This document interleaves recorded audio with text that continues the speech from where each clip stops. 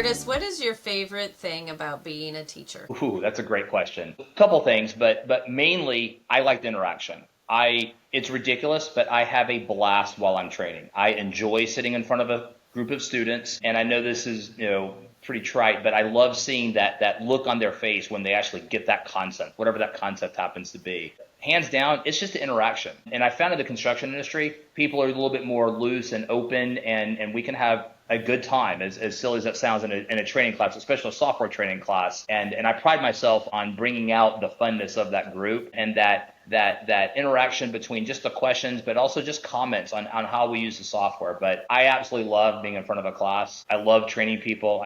I enjoy actually seeing that moment of recognition when they actually pick up that concept that they didn't know about, or that aha moment like, oh my gosh, the software can do this thing. That's a lot of fun for me as well. So one of the things that we do here at CBA that I think helps us stand apart in the marketplace is ensuring that our training materials are up to date with the software as it evolves. So could you explain a little bit what that process is, Curtis, but then also how you as a trainer continue to educate yourself when the software changes? Absolutely. Software's always changing. Doesn't matter what company it is, it's always getting updated, new versions. And as those new versions come out in Primavera, we are constantly updating and modifying our training manual. That's the number one thing. So new version has come out. We want to make sure that our training manual matches what the new version is, whether it's a new screenshot or a new piece of functionality that's been added. And we add that into our training, not only training manual, but our training curriculum and our knowledge of the software. That's number one. We're always updating our training manual. So when you sit through one of our training classes,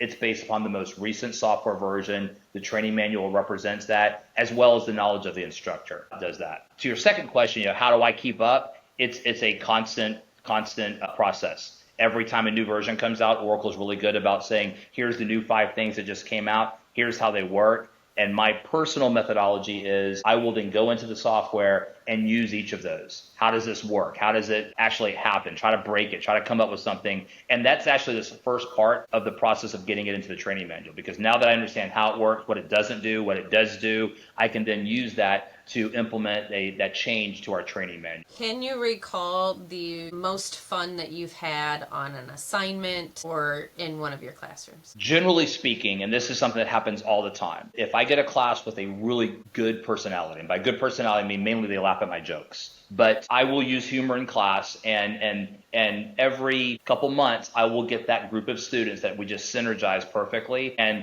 while I'm showing them how to use the software, they're learning the book, they're going through the manual, they're doing all the things in the class, we spend half the time just having fun and joking. They're joking, they're coming up, they've got a good personality, and it's one of those situations where we just feed off each other. And that class happens usually several times a year. All my classes are a lot of fun, but there's sometimes where it's just personality synergized, and it's ridiculous. It's moments like that I think, oh my gosh, this is my job. I'm so lucky because, I'm showing them how to use the software. They're learning the software, but we're just having a blast while we're doing it. If I'm an organization thinking about sending people to training, and I've never sent anybody to training, what are the types of people? Let's say I'm a construction company.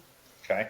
Who would I send to this training? Great question. So I'll high level it first, which is obviously anyone who's going to be using the software when they come back to the company. So that is oftentimes a scheduler or project manager, and every company has their own role names. So oftentimes company X, they call the person building the schedule the scheduler. But then there's a project manager who doesn't even use the software that manages the project out there. Sometimes they're combined. Sometimes, Bob is both the person building the schedule and out there living the job site managing the schedule. Superintendents. We are getting more and more superintendents that sit through the training class, and that's because either they're building the project or they're going to be helping part of the updating process. So they're already doing the job anyways. They're living the job site. Let's get them in the software. Project engineers, project assistants, again, everyone has their own terminology, but one of my clients will have a project and they will have a scheduler, a project manager, and several project engineers, all part of that project, and all of them will be using P6 because they're all doing different jobs. If it's just reporting or going in there and doing the updates.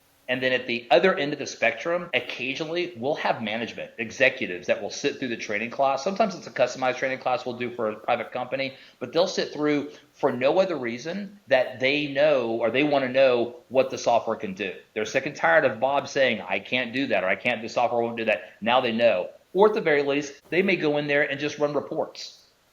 So we've had that situation. You didn't ask about this, but outside of the GC world, owners. We get owners that will sit through the training class. I've done several private classes for DOTs where the owner is sick and tired of getting that report and having no idea what it means. Now they actually have purchased the software and they sit through the training class and they can understand what those red activities mean, what the green, what is total float, all that fun stuff, and can go in and run some good reports there.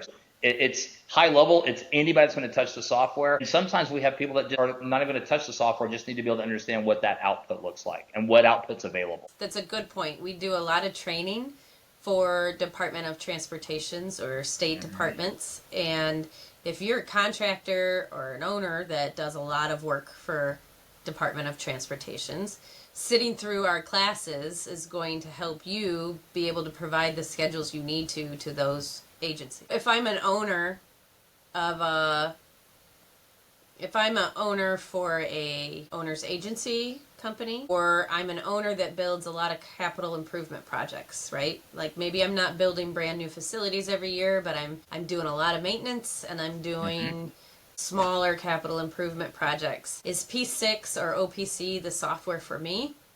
Absolutely. Yeah. So I've got, and not just with owners like that, power and utility folks will have these massive power plants, and obviously they use the software for the big outages, taking one of those offline, but they have these year-long projects that are just maintenance schedules, tracking every little thing that's happening on the plant site, and they use P6 for that particular specifically so they can understand these are all the things that have to happen this week, all the different work orders, and do we have enough people to get it done? So they're using the software not just to track those tasks and work orders, anything can do that. They're using P6 to track when those are going to happen and do we have the correct resources available. We're going to have to push this work order off to next week because Holly's not available until then and she's already on something else. So yes, is the long drawn out to your question. Absolutely. All right. I think that's a wrap. Thank Woo! you.